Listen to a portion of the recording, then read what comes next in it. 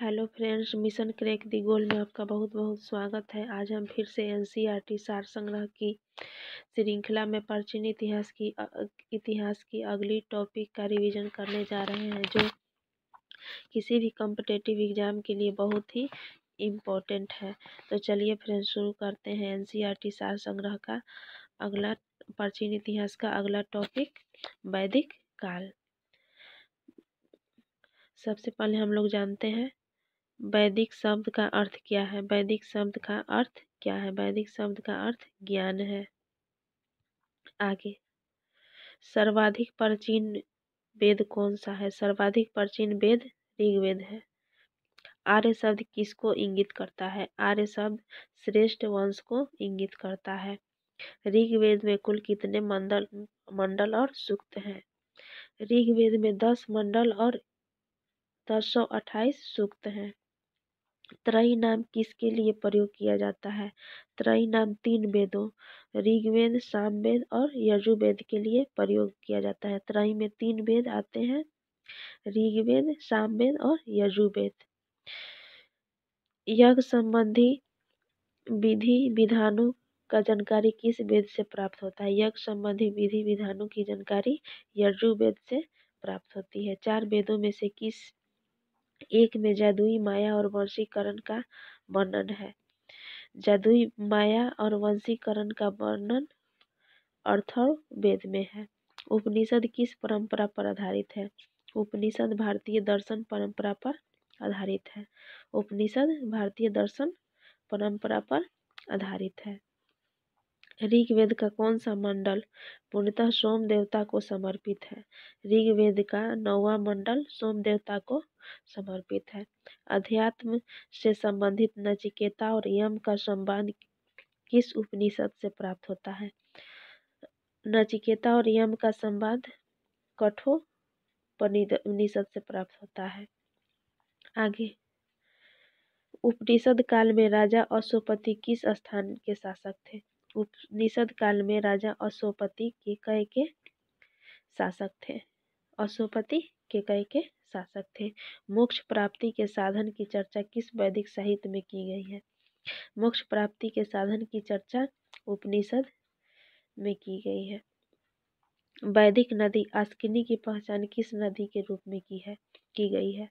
अस्किनी की पहचान चिनाब नदी के रूप में की गई है। वैदिक काल की नदी अस्किनी वर्तमान चिनाब नाम से प्रसिद्ध है। आरंभिक वैदिक साहित्य में सर्वाधिक बार वर्णित नदी कौन सी है? आरंभिक वैदिक साहित्य में सर्वाधिक बार वर्णित नदी सिंधु नदी है।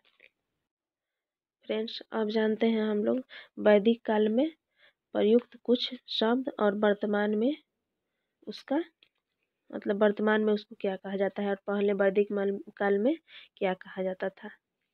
ये वैदिक काल में प्रयुक्त प्रमुख शब्द, आधुनिक नाम और प्राचीन नाम। गाय, वैदिक काल में गाय को अघन्या कहा जाता था। अघन्या का अर्थ होता है जिसका वध न हो। वैदिक काल में गाय को बहुत ही पवित्र पशु माना जाता था। अगला, राजा, वर्तमान में राजा और उस समय वैदिक काल में गोपा कहा जाता था। अतिथि को गोहंता या गोहन कहा जाता था। अतिथि को वैदिक काल में गोहंता या गोहन कहा जाता था। धनी व्यक्ति को गोमत कहा जाता था। धनी व्यक्ति को गोमत कहा जाता था। युद्ध को गविष्ठ, गेसु या गम्य, युद्ध को गविष्ठ, गेसु या गम्य कहा जाता था। पुत्री को दुहिता, पुत्री को वैदिक काल में दुहिता कहा जाता था। अनाज को धान्य, अनाज को वैदिक काल में धान्य कहा जाता था। मरुस्थल को वैदिक काल में धन्व कहा जाता था। वैदिक काल में मरुस्थल को धन्व कहा जाता था। उपजाऊ भूमि को उर्वरा, उपजाऊ भूमि को उर्वरा। पशुचारण योग भूमि को खिल्य, पशुचारण योग भूमि को वैदिक काल में खिल्य कहा जाता था। हल से बनी नालियाँ, हल से बनी नालियाँ को सीता कहा जाता था। आगे फ्रेंड्स, कौन सा वेद ऋग्वेद पर आधारित संगीतमय ऋचाओं का संकलन है? संगीतमय ऋचाओं का संकलन किस वेद में है? तो सामवेद में है। वर्ण व्यवस्था का सर्वप्रथम विवरण कहाँ से प्राप्त होता है? वर्ण व्यवस्था का सर्वप्रथम विवरण ऋग्वेद के 10वें मंडल से प्राप्त होता है। ऋग्वेद के 10वें मंडल में वर्ण व्यवस्था का वर्णन है। पूर्व वैदिक काल में किन दो संस्थाओं का राजा पर नियंत्रण होता था? पूर्व वैदिक काल में किन दो संस्थाओं पर राजा का नियंत्रण होता था? ये संस्थाएं थी सभा और समिति। वैदिक देवताओं का पुरोहित किसे माना जाता है? वैदिक देवताओं का पुरोहित बृहस्पति को माना जाता है। ऋग वैदिक काल में निष्क शब्द का प्रयोग एक आभूषण के लिए होता था, किंतु परवर्ती काल में उसका प्रयोग किस वस्तु के लिए किया जाता है? सिक्के के लिए। निक्स का प्रयोग पहले ऋग वैदिक काल में आभूषण के लिए किया जाता था, और किंतु परवर्ती काल में सिक्कों को निक्स कहा जाता था। पुरुष मेध प्रथा का उल्लेख किस ग्रंथ में मिलता है? पुरुष मेध प्रथा का उल्लेख शतपथ ब्राह्मण में मिलता है। अब जानते हैं चारों वेद के बारे में। पहला वेद है ऋग्वेद। पहला वेद ऋग्वेद। पहला वेद है ऋग्वेद। इसके ब्राह्मण को कहा जाता है कौशितकी एतरे। इसके ब्राह्मण को कहा जाता है कौशिकी एतरे। इसमें कितने सूक्त हैं? इसमें 228 मंत्र हैं। सूक्तों की संख्या 228। और इसके उपनिषद का नाम है कौशितकी और ऐतरेय। उपनिषद है कौशितकी और ऐतरेय। अरण्यक है ऐतरेय और कौशितकी। अध्येता का मतलब जो पढ़ता है, ऋग्वेद को पढ़ता है उसको हौत्री कहा जाता है। और उपवेद, ऋग्वेद का उपवेद है आयुर्वेद, और जिसके प्रवर्तक है प्रजापति। ऋग्वेद के प्रवर्तक ऋग्वेद का उपवेद है आयुर्वेद, और उसके प्रवर्तक है प्रजापति। अगला वेद है यजुर्वेद। यजुर्वेद के ब्राह्मण का नाम है तैत्तरीय और शतपथ। तैत्तरीय ब्राह्मण या और शतपथ ब्राह्मण। इसके उपनिषद का नाम है तैत्तरीय, कठी, श्वेतवास्वर, ईश, बृहदायक और मैत्रेयी। इसके जो उपनिषद है 6 उपनिषद हैं और 6 का नाम हो गया है। अरण्यक है तैत्तरीय, बृहदारण्यक और शतपथ।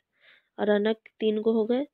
उसके बाद अध्येता, इसके अध्येता को, यजुर्वेद के अध्येता को अर्धवर्यु कहा जाता है। और इसके उपवेद का नाम है धनुवेद।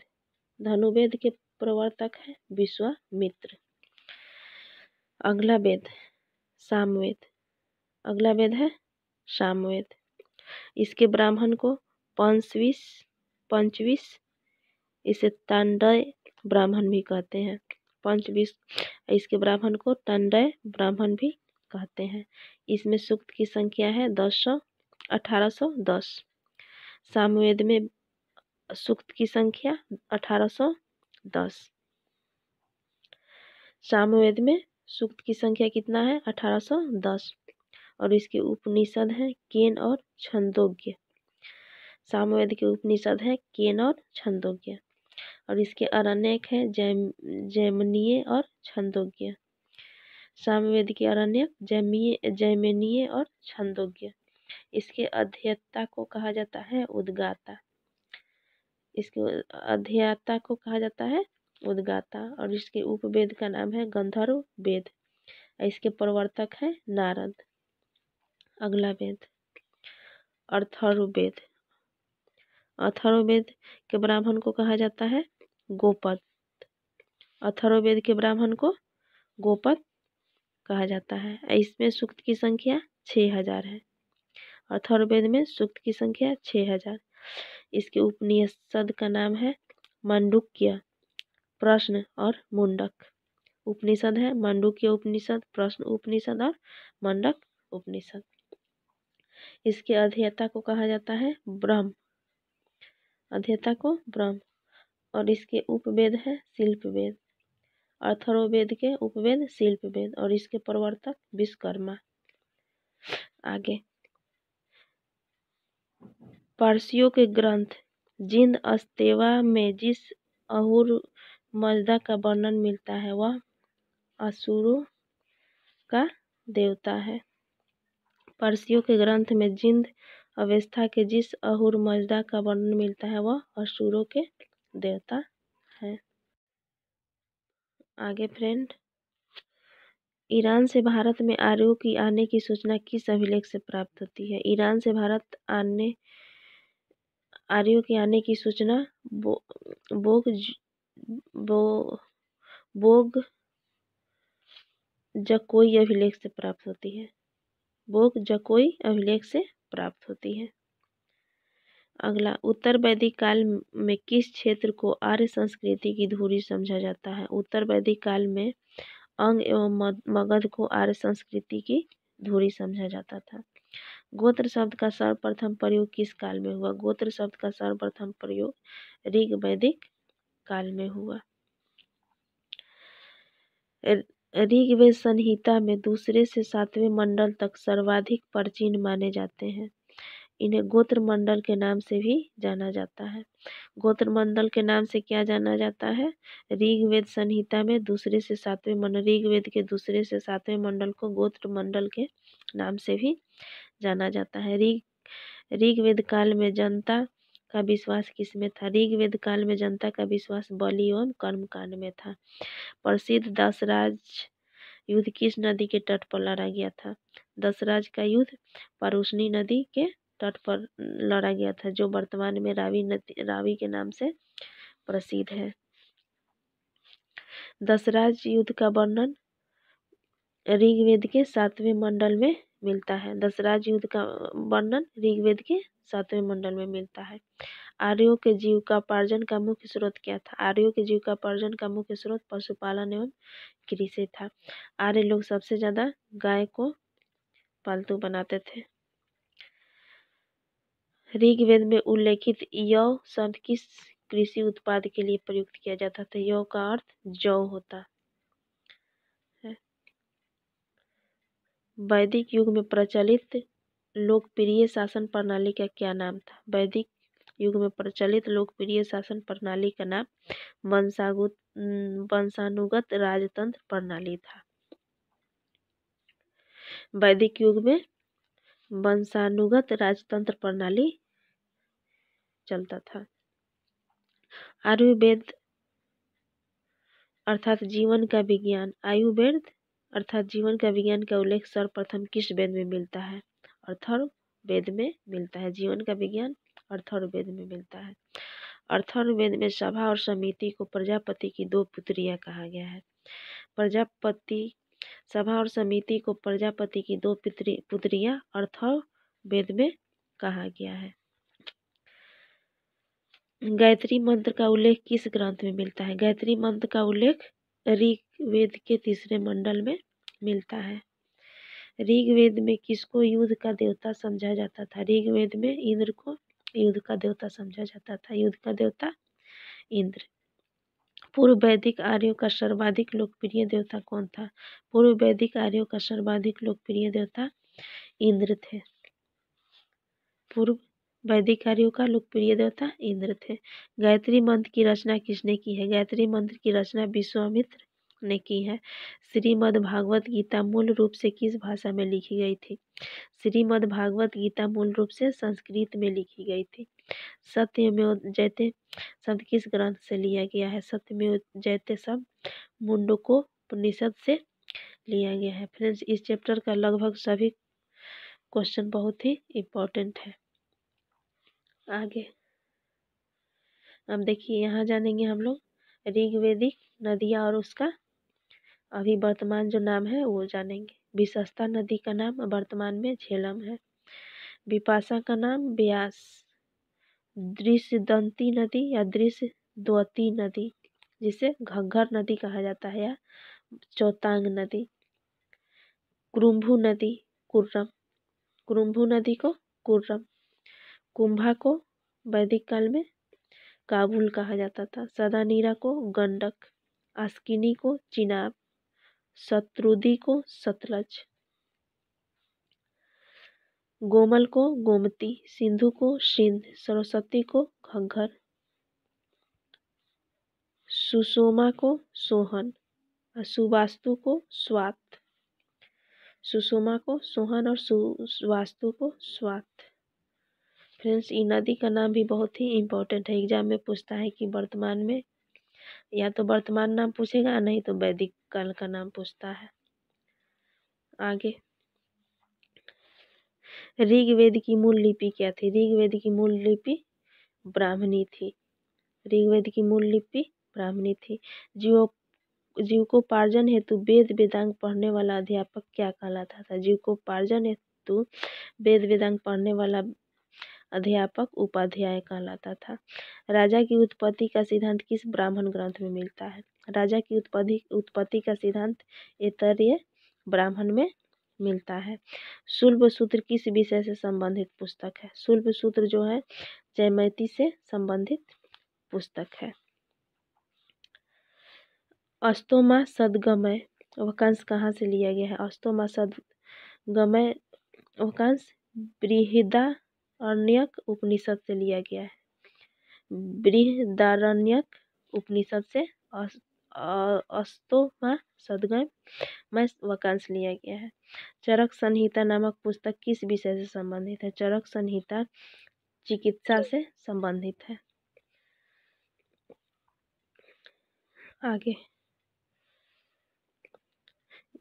ज्ञानवल्क्य गार्गी संवाद का उल्लेख कहाँ मिलता है? इसका उल्लेख बृहदारण्यकोपनिषद में मिलता है। ज्ञानवल्क्य गार्गी संवाद का उल्लेख बृहदारण्यकोपनिषद में मिलता है। वैदिक काल में लंबे समय तक अविवाहित रहने वाली कन्या को क्या कहा जाता था?